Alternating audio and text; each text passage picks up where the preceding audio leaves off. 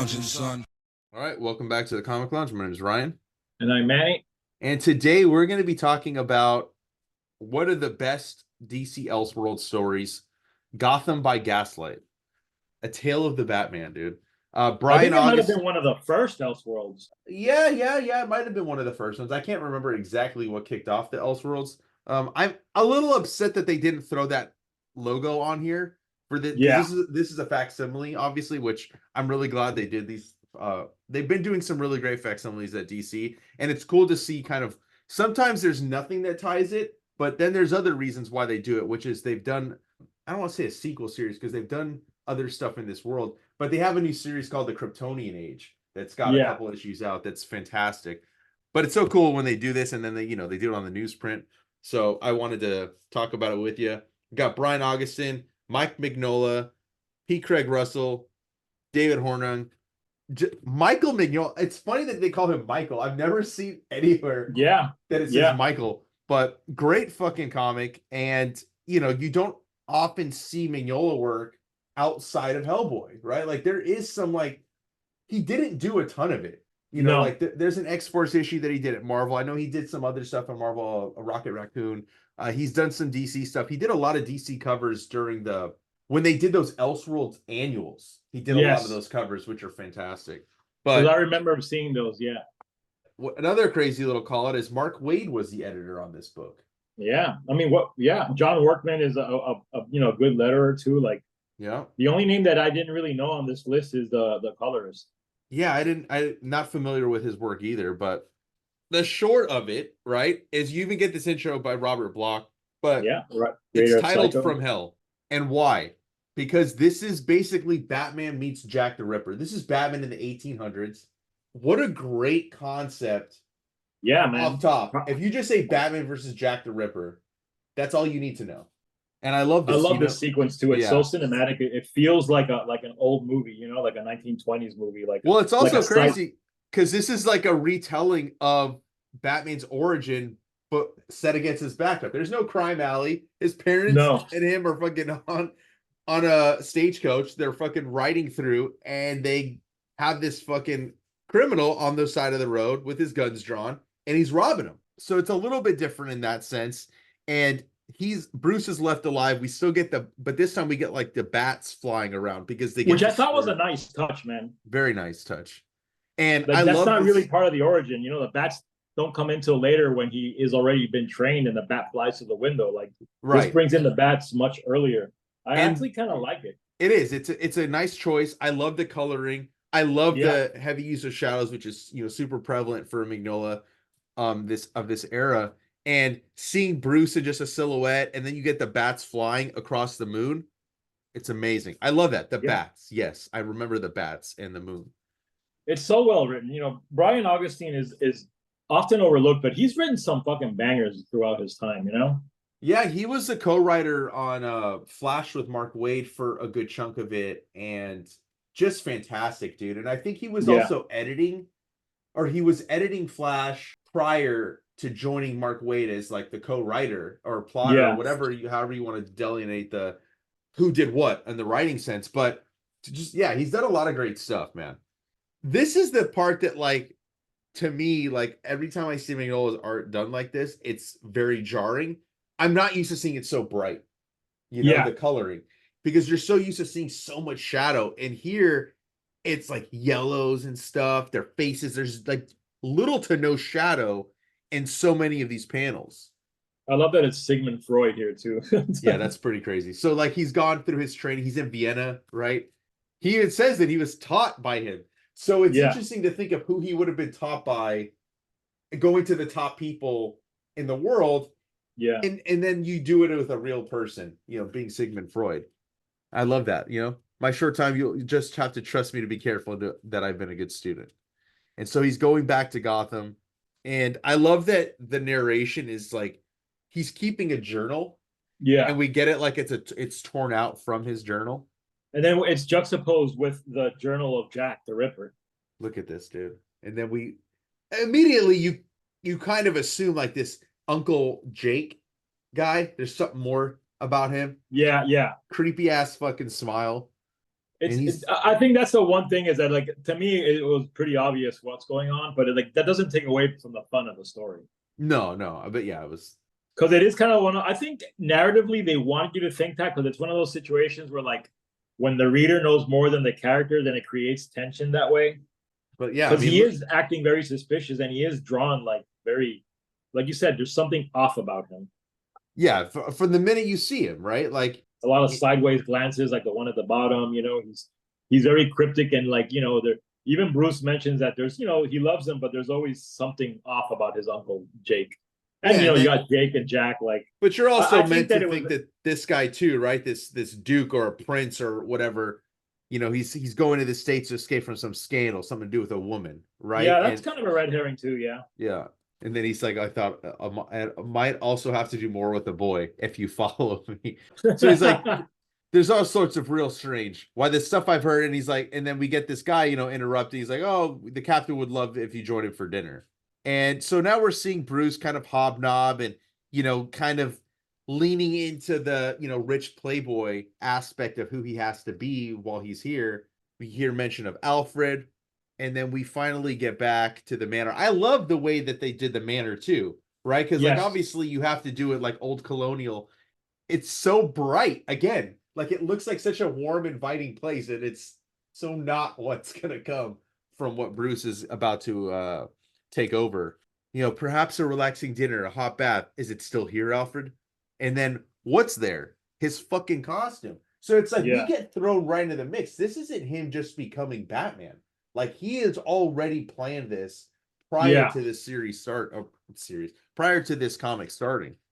And I love how we get from like a lot of bright, and then it just, once he goes in the manor, everything's dark. We got all these like creepy looking statues, kind of like, it just looks almost like a mausoleum. And then we get Inspector Gordon, not commissioner yet.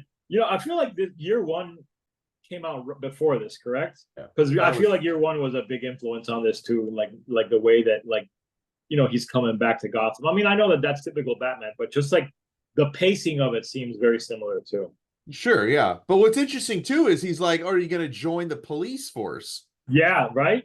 Like, which kind of would make sense. I know it's been probably done plenty of times, but it would make sense for Bruce to have been wrong as a child. His parents murdered in front of him, and he wants to fight crime. What would be the logical thing? For most people, it would be to fucking join the police force, right? Yeah. Not to throw on a fucking bat costume. But obviously it's comics, and that's what he's going to do. But it does make sense. And he's like, I'm sure Gotham's finest can keep things under control. And this one, though, this guy tried to kill himself when we caught him. He took some of his own poison, and we get this Joker. I love it. I love that Joker. Creepy as fuck. It reminds me of is it The Man Who Laughs? That's where they drew the inspiration from. Yeah, so I think that's like a direct reference to that, Yeah, it's creepy as fuck. And then we get, the nightlife. Gotham City is an overripe fruit, fat, fetid, and fit to burst. Yeah. Like London, it is a teeming, sweating, gibbering monstrosity, a corrupt and decaying miasma fills the air. It is everything I could want. I mean, the fucking writing is so good, dude. Yeah.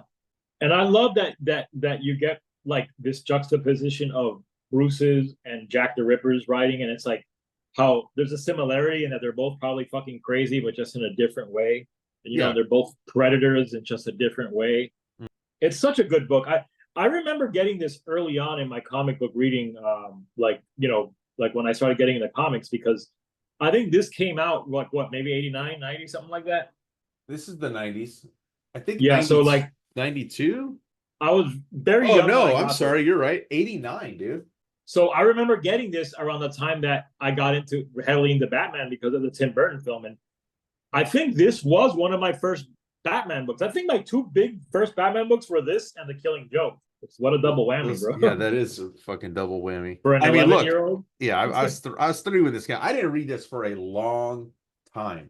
Yeah. And at first reading, I was like, I enjoyed it, but I have to say, it's been a few years since I first read it.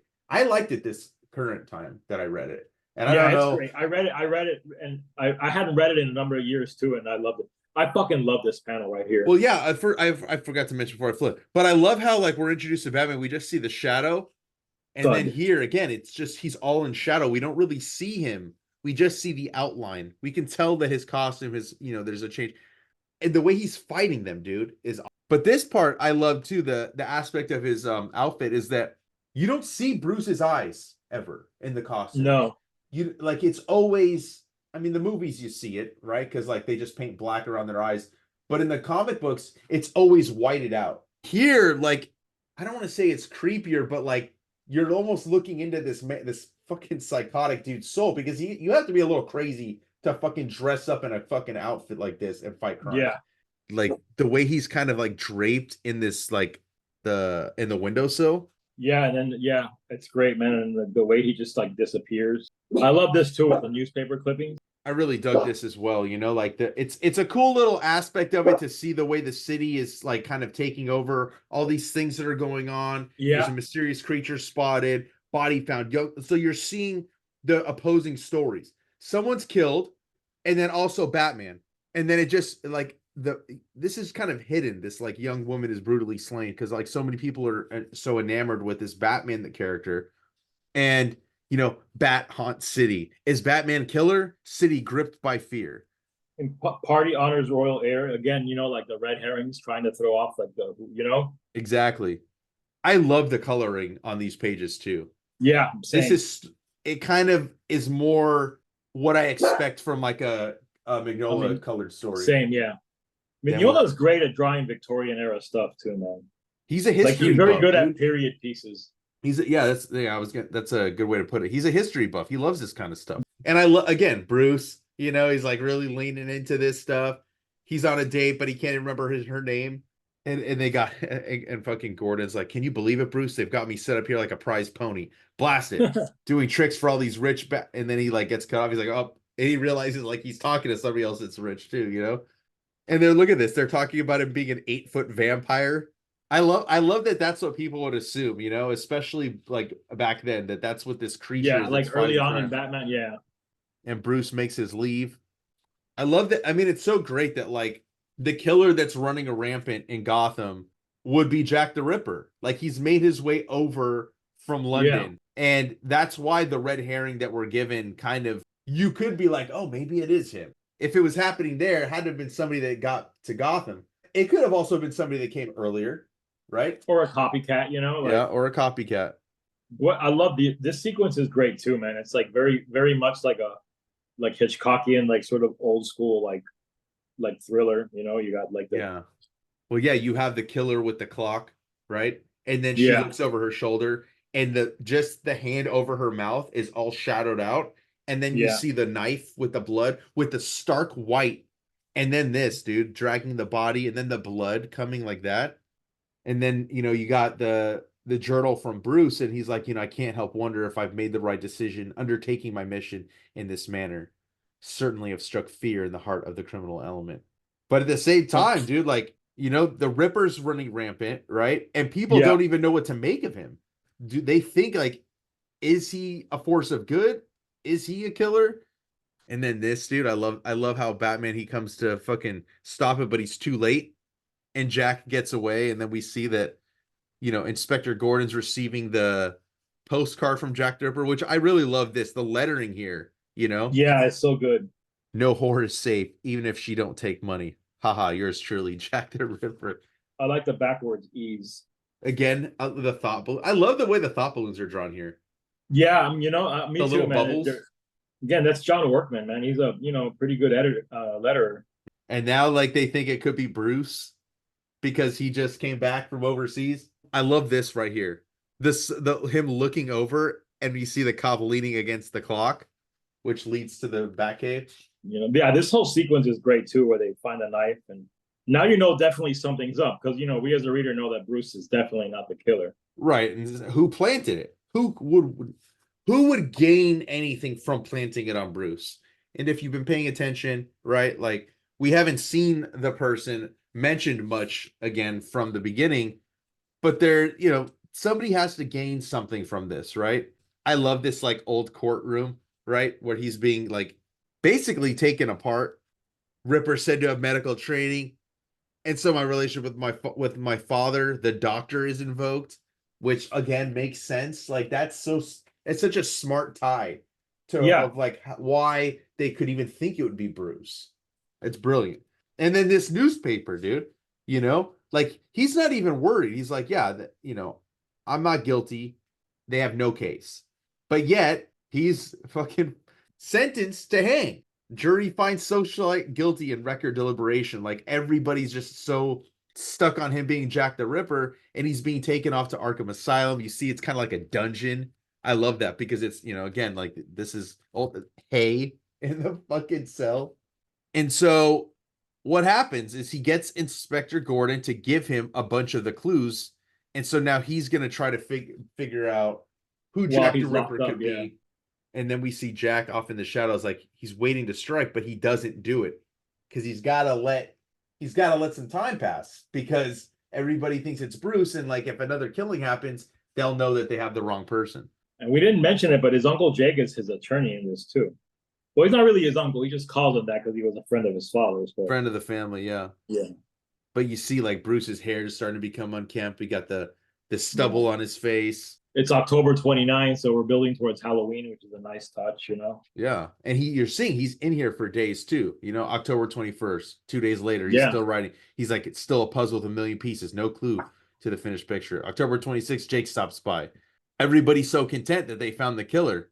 And I love this. Jake is crushed. He worked so hard on my behalf. I must redouble my efforts. I hang in 5 days on October 31st. October 30th, nothing. I mean, look at this. This is a work of a why, who? Kind of reminiscent of like something like you'd see in like the Riddler's cell, Yeah. Good call. He just can't figure it out. And then finally, he figures something out. He looks at the knife. He says, oh, it belonged to my father, but he's dead, long gone. And the others. Who else could have had access to that knife? And then we get Alfred breaking him out. I love this, dude. And now Jack's not going to wait any longer. He's going in for another kill, but Batman's going to come stop him and then chases him through Gotham. Yeah, another great sequence, man. Like I love this panel at the bottom with him, Jake screaming, like the red in the mouth. This is more in line with what you usually see, like Mignola drawing. I know this is like it's funny how the contrast of it, like this is what we come to know him as, because like if you think about it, at this point in comic books, Mignola hasn't done Hellboy yet, right? Like we haven't seen him really invoke this like heavy shadow in his work, and here it's super prevalent. We haven't mentioned him yet, but like I think the inks by P. Craig Russell really add a lot too. Like he has this like delicate sensibility, like very artful, that really brings like a classic sort of look to the whole book. When I think of P. Craig Russell, I think of like classic, like almost like what you would see like in an old book illustration. Like there's he's very done a fine lines, ton of Sandman stuff, Yeah. But yeah, that's a good call too, because like Mignola's not inking himself yet, and that's why we don't see this until he adopts that style himself. Which is funny because he started as an inker. I love this Batman on a horse. I mean, you can't beat that, dude. I always love Batman on a horse, man. Yeah, and then we see, dude, it's Jacob Packer, Uncle Jake. And so the whole reason he's going after him, see, look at this. He's fucking psychotic. He had to shut her up, stop her laughter. Who? Martha Wayne, because he was in love with her. And then we get the flashback of him in love with her. Your classic villain telling, giving his origin. And then he's the one that hired the killer. Yeah. So he, in turn, kind of gave birth to Batman. He's the reason Batman's here. It's a great touch, man. It's a great piece of plotting and storytelling. Like this whole book, like from conception to like execution, is so good. Yeah, to me, it's executed perfectly. I mean, look at this. You know, like now he realizes it's Bruce. And it's got to be one of the best Elseworld books ever. That's why I'm pretty sure if it's not the first, it's very early. And I think like it may not have had the branding. That's what it might be. I think that might be the thing, is it didn't have branding, but it was shoehorned into the Elseworld stuff. Yeah, that's what I think happened. Much like how they kind of made a lot of stuff Black Label at DC. Yeah, after the imprint was created, I think that happened with this, because I don't remember seeing an Elseworlds logo on the original. Yeah, I don't think so either. And I remember around the same time, I think Batman Red Rain was coming out, which is like another Elseworlds title. But look at this dude. He's got the real killer. He's like, what? Just who are you? It doesn't matter. This is your killer. Arrest him. He killed a woman there, London, and he even killed a couple of whores and pairs. What no one ever connected. Then framed Wayne. So he just like gives it all up, dude. He's telling everybody. And then he Yeah, swipes at fucking Bruce. And this dude right here, the gun shooting with the red. it's so good, so simple and so good. And what's crazy too is he's done it's happens right in front of the stone marker for the Waynes.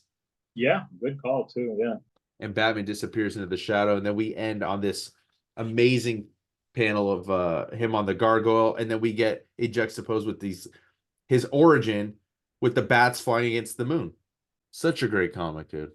I mean, this has been not only, I mean, this is super easy to find. Not only do they have these facsimiles out now, but the collection, and there's a collection that came out that also has some tie-ins to this, you know, yeah, I guess I have, you know, this Earth because this exists within the multiverse of DC. Highly recommend getting, you know, however you want to get it, whether it's this facsimile or the trade, and definitely check out the sequel series, the Kryptonian Age. It's been a lot of fun. Highly recommend that as well. And also, make sure you like, follow, subscribe, hit the bell icon so you're notified every time a new vid drops. And on that note, we're out.